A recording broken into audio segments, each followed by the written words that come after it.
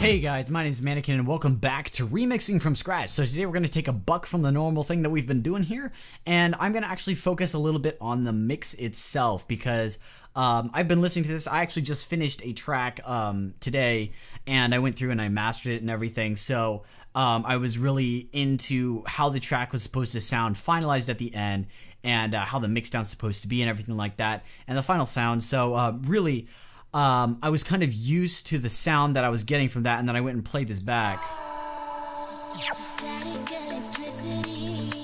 And this part's kind of fine, but right here it sounds really dead, and the drop sounds just nasty in terms of mixing. So it's functional for creativity, but I just kind of want to, I don't want to do too much creativity this time by way of creating things. This time instead I'm going to actually focus on seeing if I could get a little bit better mixdown, just so you know, you kind of get an idea of what I do when I'm doing a mixdown. So first thing I want to start off with is I said this sounds fine. And that is actually I do like that, and I think it sounds good. So I'm actually going to pretty much leave that as is. So when the kick comes in and the bass line starts going, though, it kind of starts to sound pretty muddy actually.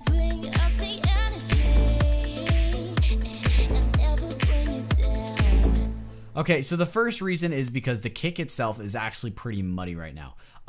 So I did a little bit to this. I pretty much just boosted the low end and cut there just a little bit. So what I'm going to do is I'm actually go through and show you what I do here. So if it sounds muddy, it's typically because of this area. So either that right there, which is actually causing it this time, or this area. This area isn't being as much of a culprit, but it is a little bit. So I'll just do a small cut there, and this I need to actually bring up a little, expand it, and bring it down. So let's see how this sounds.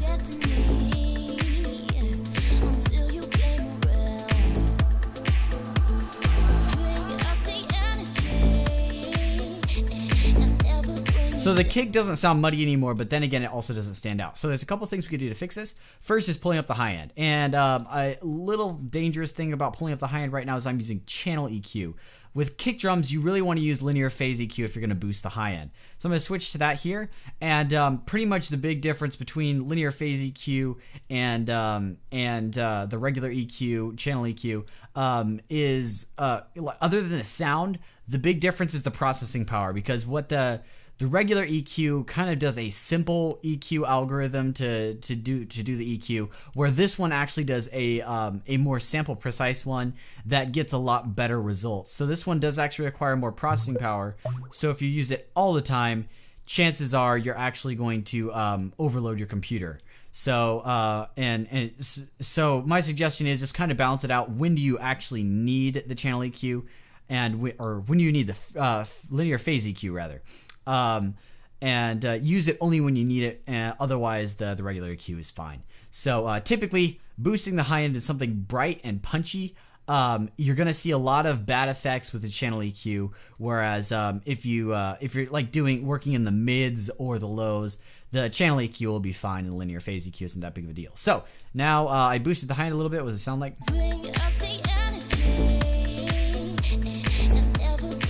So it gives a little more presence.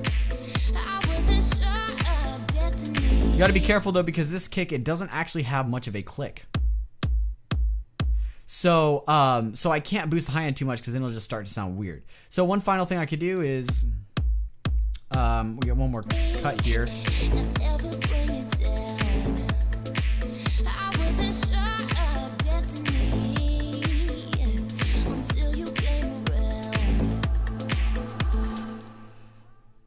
Okay, so I'm gonna actually pull this over here.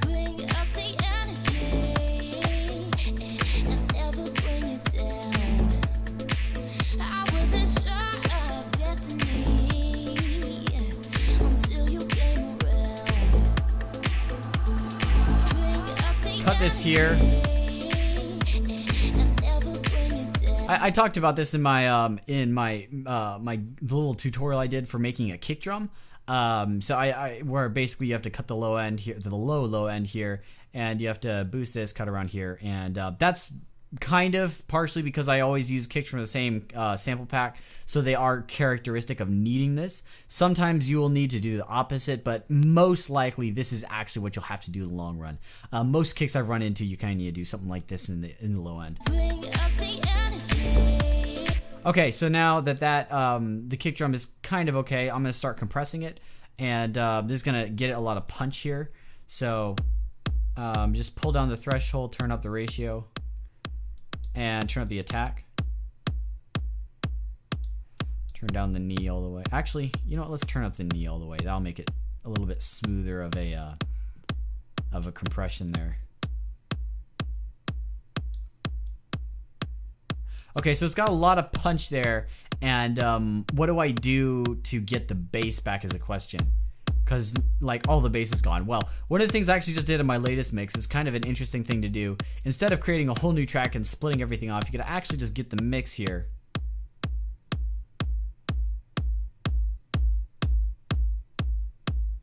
And get a mix between punchy and with bass, so. And then if I get this and there we go. Auto gain, by the way, pretty much just it's kind of like a maximizer, and so it'll really make your the track you added on it'll make it really stand out and be pretty loud. So I don't recommend setting it to 0 decibels just because what'll happen is it'll be very easy to get it to clip. So set it to -12 and then just pull down the gain until it's a reasonable level and yada yada yada yada. So that's sounding a lot better. Partially because it's louder. But let's go back to the mix here.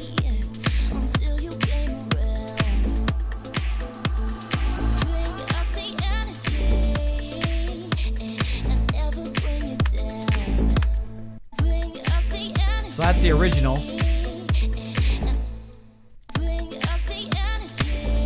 And then now I could tell that I actually added a little bit too much high end here. So shrink this down a little.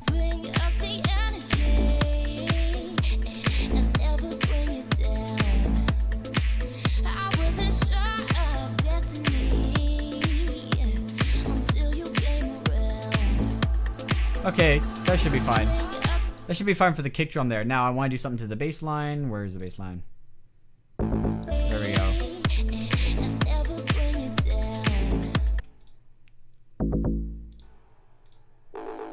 Okay, so this one's the culprit. I'm going to add EQ here, and I know it's going to be right here that I'm going to need a cut. Actually, about here. If I'll play back, here we go. So that's like really muddy there. If I cut that, it sounds a lot smoother. So now I go back to the mix. Sounds thinner, obviously, because we cut stuff.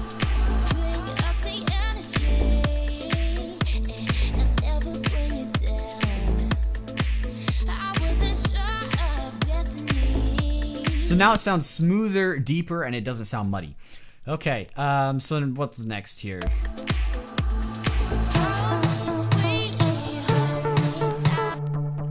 This is really, really muddy. It sounds okay just because of style, but I think I'm gonna cut some stuff here. That is where it's all coming from.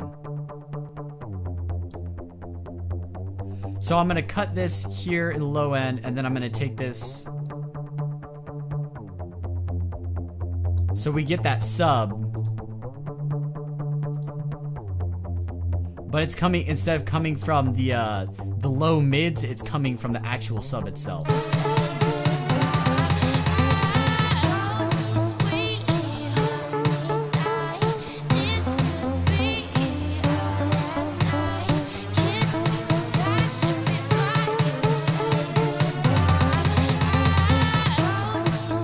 Okay, so that's pretty close there, and then what else do I have here? This is almost okay. I might want to just take the same thing here. And then just do a little cut there. This is fine. I Actually, I should boost the high end on this a little.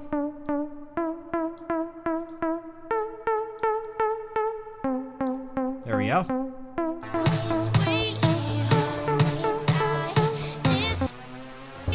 That's fine.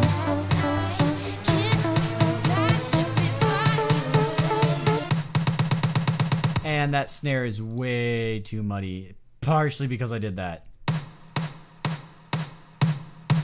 But the problem is I wanted low end, but it kind of just made it muddy.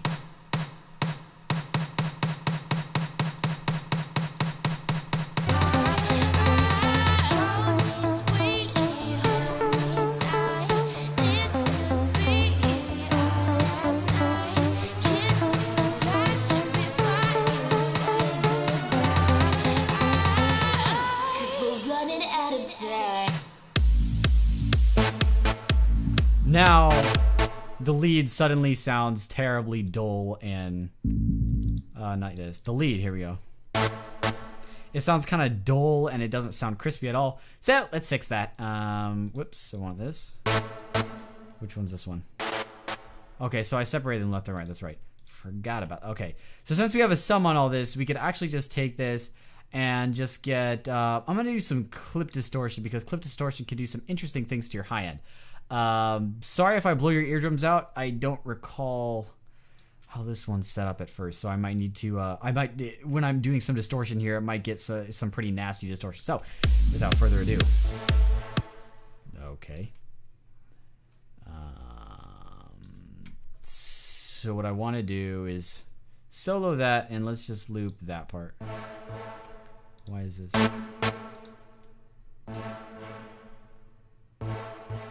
Why is it doing that? Oh, I see. Okay. This. That's the problem.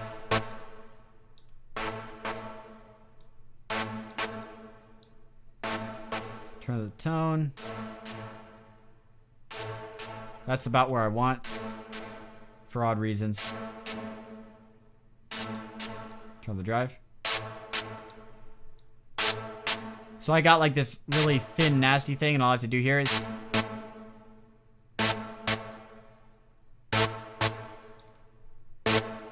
versus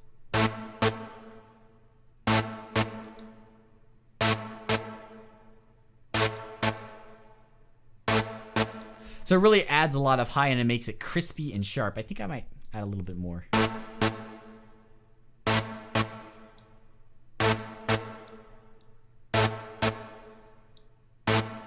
So some of the things I didn't go over everything this distortion unit does, so I'll just talk about it really quick, so you guys kind of know what I'm doing because this is the only unusual tool that I'm using right now. So what this is just a high frequency shelf, which is the same as if you pull up the EQ and you start to mess around with this. So it's just the frequency and the gain. That's all that we're changing here. So that's all this does, the frequency here of the shelf and the gain. This is a low pass filter similar to this right here. So you just kind of slide that along, and that was all the way down at the bottom, so it was filtering out all of the high end before. That's why I wasn't getting much. This is the mix from the original sound and the completely distorted sound, and the clip filter and tone are kind of a mix of how you want the distortion's characteristic to be. So the tone, the lower you here, I'll just play it back, see if I could. So this one doesn't affect it much right now, but if I change the clip filter, theoretically, oh, it's because it's not mixed all the way. So this is all the tone stuff down, turn up the clip filter and the tone, and it's still not doing squat. What's up? Oh, ha ha ha, I disabled it. There we go. So this is kind of like a high pass filter for the distortion almost, and this is kind of like this is like the characteristic of the distortion. So of course now, yeah, I messed that all up, so now I lost what I had before. Oh well. So I'll just go here and just see if I can redo this. Turn that over.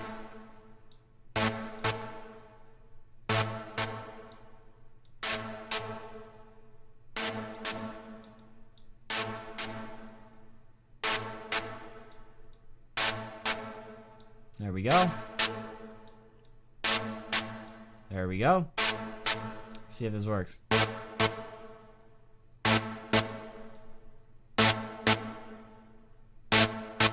There we go. Now it's a little too loud, so I'm going to pop this open down here and turn down the output gain. And then the difference. So it gives it a lot more bite. Okay, so let's see. No, I don't want to disable that. Okay, so this is where we are now with the drop.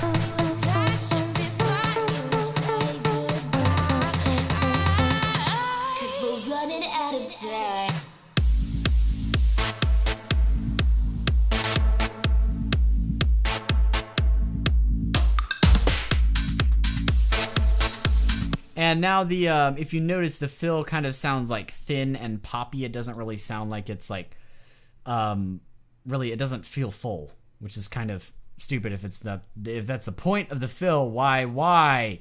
Okay, so we're going to do the same thing here, clip distortion, except for this one is going to be there's one here. I don't remember which one it was. What was one of these? Sorry, that really hurt my ears. Okay, so turn down the drive here. Nope. There we go. So if I change the clip filter up here and turn on the drive, make that not do so much.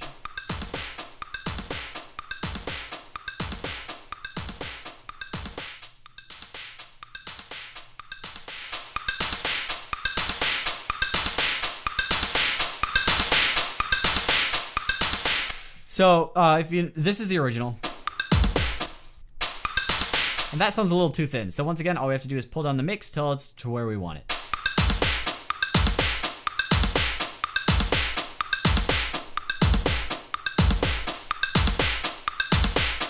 So now what does it sound like? If I do.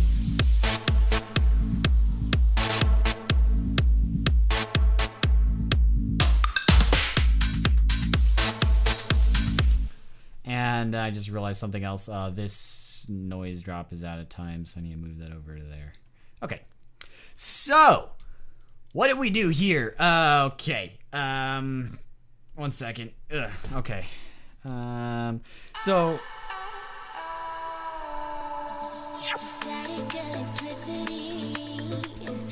really cleaned up the mix here. This was the part that we didn't really touch. And then... here we go when the kick rolls in here. Okay, let's go.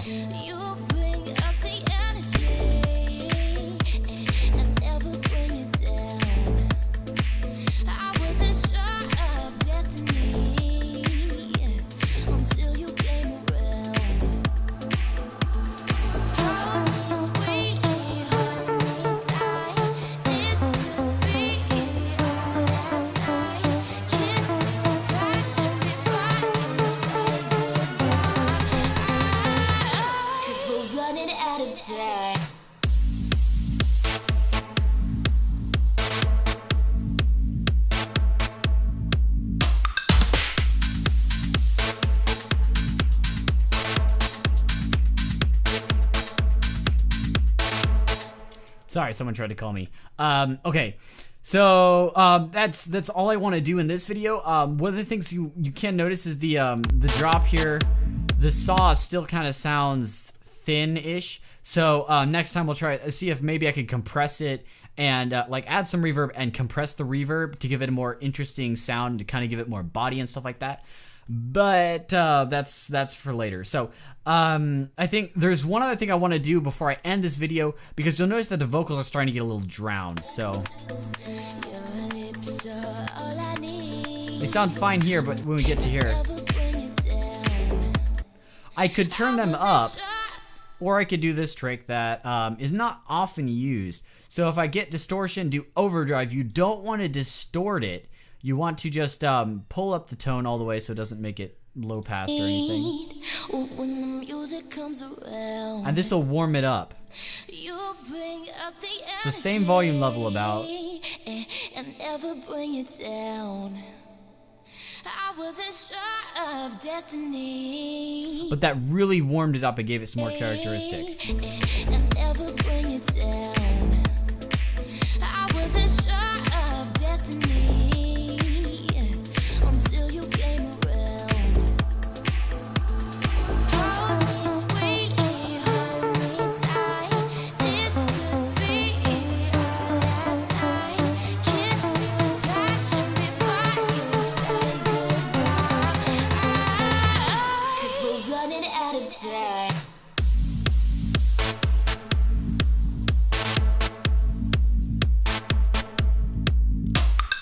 So that's what distortion does on vocals, and it's a very, very, very cool thing to use. Not many people, well, okay, I take that back. A lot of people use it, but it's not one of the more often discussed things you could do to vocals, because people typically think vocals need to be really clean and pristine and crisp and everything like that. What they don't realize is slapping distortion onto it can actually give it a lot of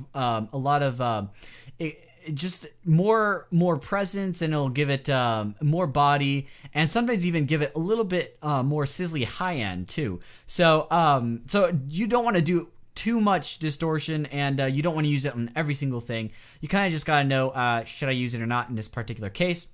In this case, it was fine to use it. And actually, you could. There are even some vocals that you'll find in pop music and stuff like that that are actually very distorted. And I don't mean the ones that are like distorted stylistically. I mean you can't tell through the mix as easily as if you listen to them alone. But some of these vocals, basically what they're doing is they're taking something like this.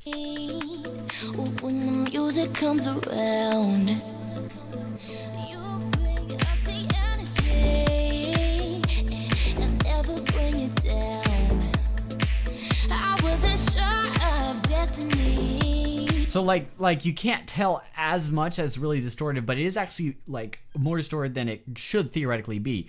And the people that are mixing the songs and choose to do this, they actually have a good reason behind it, because in the end it kind of fits and it stands out, and it gives the vocals more uniqueness. So let me switch this back to, oh man, where's your previous settings? Nope. Man, there was a button for bringing it back. Okay, so we'll just set that to 6 as it was before. When the music comes around. Sweet. So I'm gonna end this video here just because I think I did enough, talked about enough for you guys to chew on there. So anyway, thank you for watching, and if you liked the video, like it. If you have any comments, suggestions, or anything, throw them in the comments below. And also feel free to check out my Patreon. I've got a link in the description for that if you want to see news and plans for the channel here. And anyway, thank you for watching, and I'll see you in the next video.